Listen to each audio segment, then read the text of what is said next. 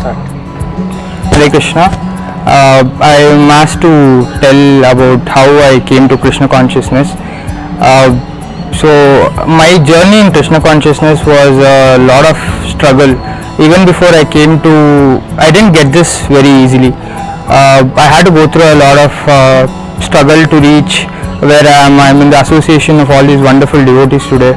So my journey was a lot of humps, and finally I came here. It all started in about 3 years ago when I was in my final year of college. I was studying in MS Rama Institute of Technology, Bangalore, and during the final year of my placements I was placed. I was doing materially very well, but for some reason I wasn't happy. I wasn't content with all the friends that I had.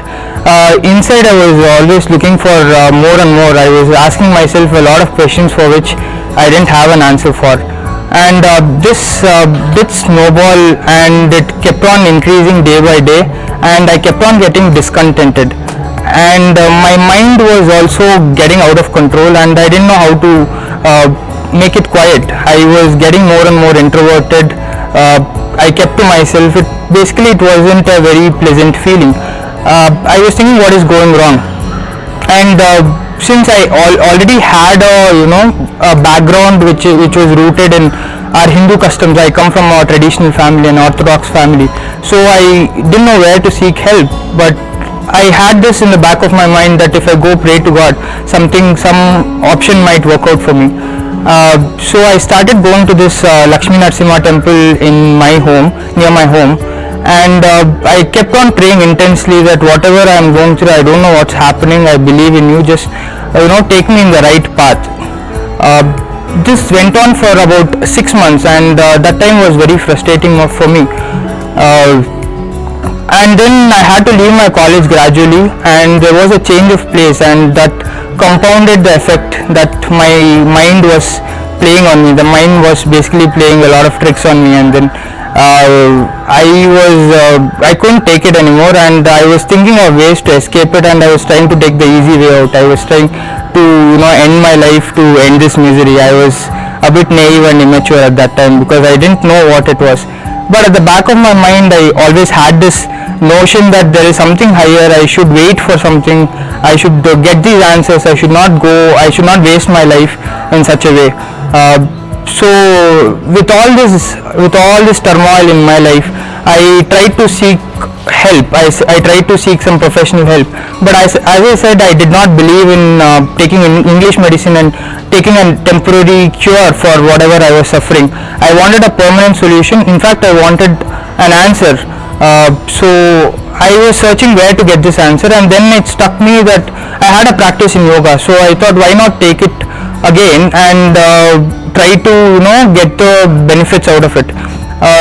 Thankfully, there was a very good yoga teacher near my place, and I found him online, and I went there. Even he was from corporate. He quit corporate and he started his own yoga classes, and I started going there regularly.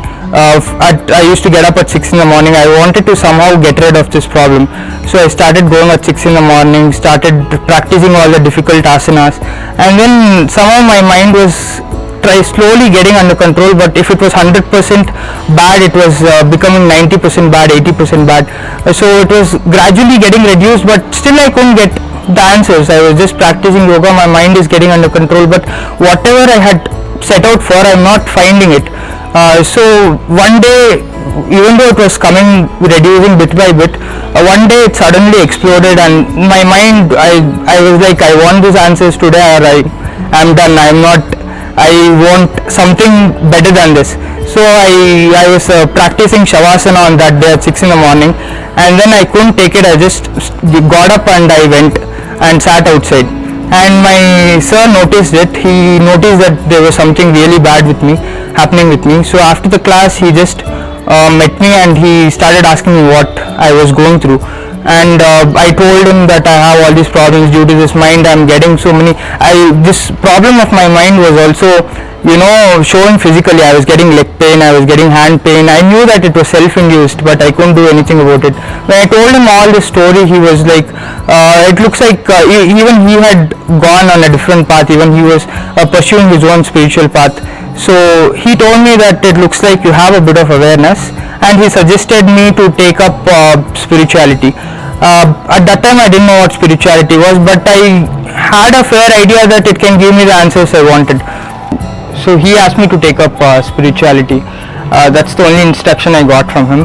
And then very soon I left his yoga school also, because it was getting a bit hectic and my timings wasn't matching. And then I left his yoga school. And then but I didn't leave my urge to find the answers.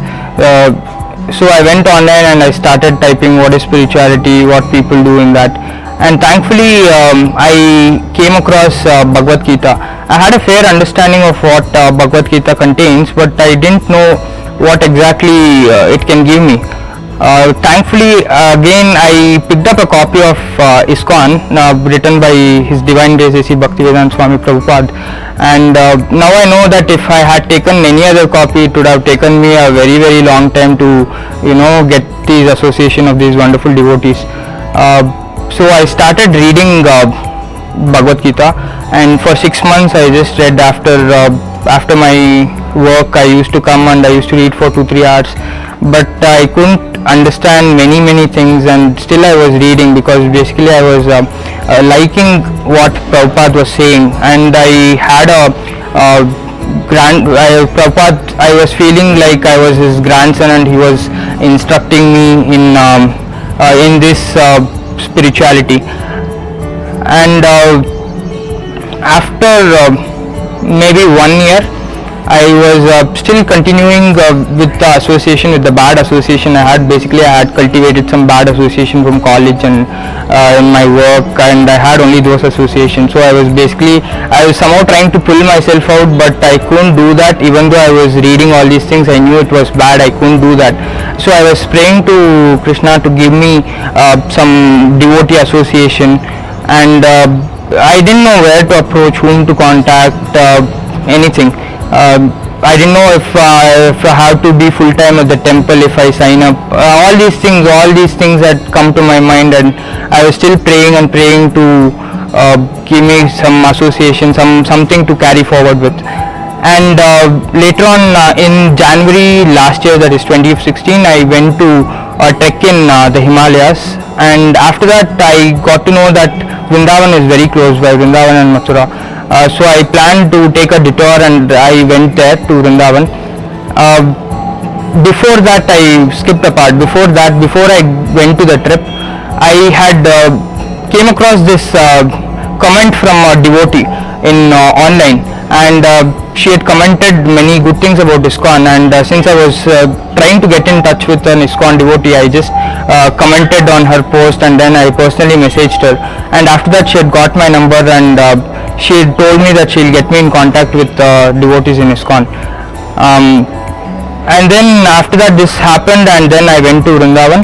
Again, this was after 2 months I got her contact, and then again in Vrindavan she texted me asking if I'm willing to attend an online class that she was conducting.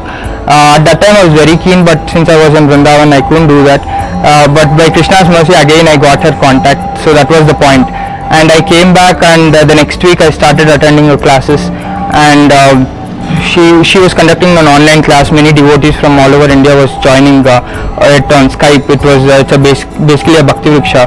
I got to know about it later, and then for more than 3 to 4 months I wasn't chanting until then. So after 3 to 4 months somehow I picked up chanting, because I thought I was looking for answers, but I didn't know that by chanting it is much more simpler to realize what I wanted to realize. So I started chanting one round, half a round, and then slowly it increased, and then I started chanting 4 rounds. I getting more and more strong in Krishna consciousness. I could leave all the bad association that I had. Even though I was associating with them, I wasn't getting influenced by them. So that is one thing which I learned. That tells me how important devotee association is. Initially I couldn't do it myself, but with wonderful devotee association I could easily come out of that trap. And then I started doing 8 rounds. I also took aspiring from Jayapataka Swami Guru Maharaj. So all these wonderful things are happening to me. thanks to the devotees and thanks to the mercy of Krishna, Lord Krishna, Jagannath, and Prabhupada and Guru Maharaj. Thank you.